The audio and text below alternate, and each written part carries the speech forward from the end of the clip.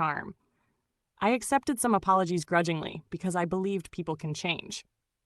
I also watched. People who are used to being in control have two options when their leverage starts to slip: actually change or escalate. Jonah chose escalation, the easier and more dangerous route.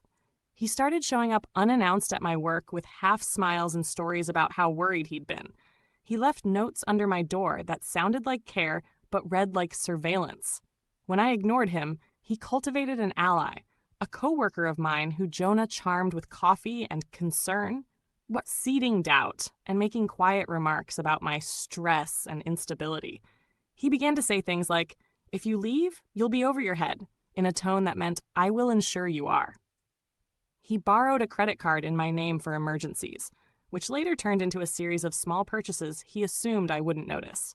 He twisted community narratives in quiet rooms. "I'm the one who supports her" became, "She's dependent on me." It should have been obvious to him that escalation would only tighten the net he'd built around himself. Control has a fragile backbone. It relies on the compliance of others. Once compliance deserts it, the facade is brittle. When the first job offer came through, an honest role in a new city, the choice was clear. It would mean leaving behind a life constructed to his advantage, a rent split he'd control, and a social ecosystem he'd manipulated.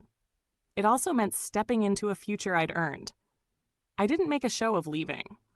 There are dramatic ways to split, with bristling declarations and doors slammed for an audience. I took my cat, my lockbox, a suitcase, and the things I could carry in one trip. His ego would crave the spectacle.